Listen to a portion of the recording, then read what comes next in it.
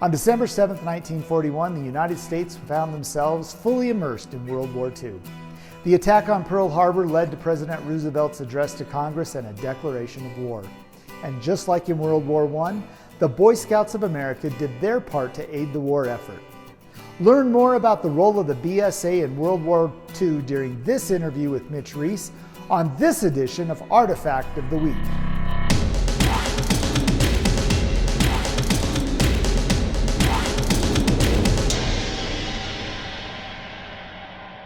Thank you for joining us. You're here today to talk to us and to talk to these scouts about the role of the Boy Scouts during World War II. So, how involved were the Boy Scouts in the war effort during the 1940s? They were really, really involved. Ever since, even before the U.S. entered the war, they were afraid that the U.S. was going to get pulled back into World War II, like they did in World War I, and they started to put things in place to develop skills that the Scouts could use if we got into the war and we needed that. So they spent a lot of focus on things like physical fitness. They spent a lot of effort on first aid and safety and pioneering and putting out fires and emergency preparedness, even to the point where they started something called the Emergency Service Corps, which was a way that they could take older boys and have them focus on those certain merit badges and certain skills that the U.S. thought and the Scouts thought would be something that would be needed down the road. You basically broke the Boy Scout service down into 5 categories. What were those 5 categories? Yeah. When I looked at all the service and stuff that the Scouts did, I kind of broke it down into these 5 categories. One was financing the war. So there were all types of different finance efforts that went on. There was collecting. The Boy Scouts collected everything that the government needed to help support the efforts for the war. There was a lot of production type stuff, mostly food production, that they were focusing on, distribution type efforts. And then unlike World War I, where most of the projects were all very nationally driven, and during World War II, there were nationally driven things that the Scouts got involved with, but they also got involved real heavily with their local areas, their local towns, their local organizations. So let's talk just a little bit about the financing of the war effort. During World War I, the Boy Scouts were responsible for raising millions and millions of dollars through war bond sales, and they were rewarded for that through medals and awards and things of that nature. Talk a little bit about the financing aspect of World War II from the Boy Scouts. Yeah, in World War II, the Boy Scouts really got involved in 2 main areas. Again, one was distributing all types of posters for the defense bond sales and for war saving stamps posters.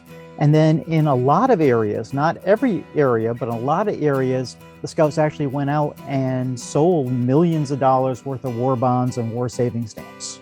How did that reach out, for lack of a better term, from the federal government occur to the Boy Scouts?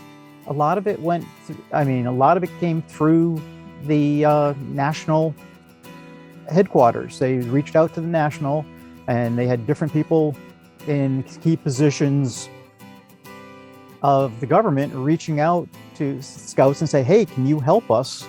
And then a lot of it also was done down at the local levels. You talked a little bit about the collections efforts that the Boy Scouts put into World War II. Can you elaborate on that? So many materials were needed in order to do things. So there was huge drives that the Boy Scouts had for scrap aluminum and scrap metal.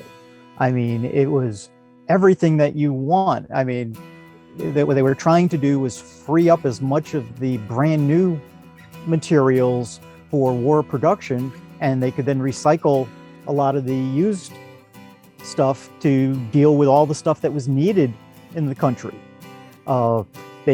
Waste paper was a huge drive. They had actually a couple major drives that they did in the later part of the, or actually one was in the earlier part of the war and one was a little bit later on for waste paper. I mean, I was reading somewhere that the military uses paper for 2,800 different items, everything from draft cards to shipping boxes to labels that went around bombs that they needed to, they needed so much paper that they reached out to the Boy Scouts to, hey, go collect everything you can for us. Scrap rubber was a huge type of thing. Again, we couldn't, during the war, you have all these vehicles, they all need rubber. You have all the stuff that they needed to try to work on. One of the more fun ones was they had a huge drive to collect milkweed pods. There was something about the milkweed that they could use inside of a life vest that would still float, where some of the, I think it was Keepok, or there was another material that was in very short demand, and they found milkweed worked. So they sent the Boy Scouts out to scour the country looking for milkweeds, and the numbers that were reported back were they found enough milkweed pods to make over 2 million life jackets. I understand on the milkweed part that they actually collected more milkweed than was the known existence of milkweed at the time. Yeah. Again, the Scouts, you got to look at it. I mean, you take Cub Scouts, and this during World War II, you had Cub Scouts and Boy Scouts. So you had kids from 7, 8 years old all the way up to 16. When you started getting into that 17, 18-year-old range, they were mostly, a lot of them were getting ready to go into the service.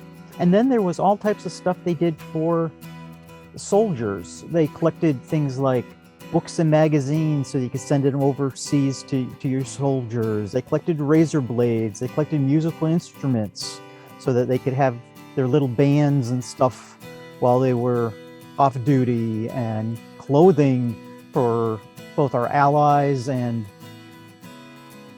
people that needed it. So, I mean, again, the Boy Scouts, from a collection standpoint, that was probably one of their really major efforts. And every time they said, hey, go get this for us, they were just floored at how much stuff the Boy Scouts were able to accumulate. Let's talk about some of the production, the victory farms or gardens and things of that nature. The biggest thing for, again, they needed tons and tons of food, because they wanted to send food overseas for our soldiers and military, but you also had all the people in the US that needed to still eat. So in between the rationing and stuff that went on, they really pushed asked the Boy Scouts to try to help have their own gardens and raise food and trying to conserve food. But then when it got down to like harvest time, they really needed help working the fields.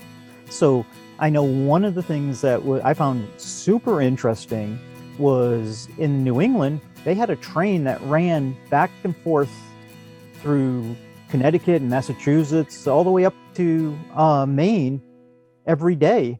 And what happened is Scouts would take off a week from school and they'd go work the fields up in Maine, picking the potato crop and other things to help get through the war.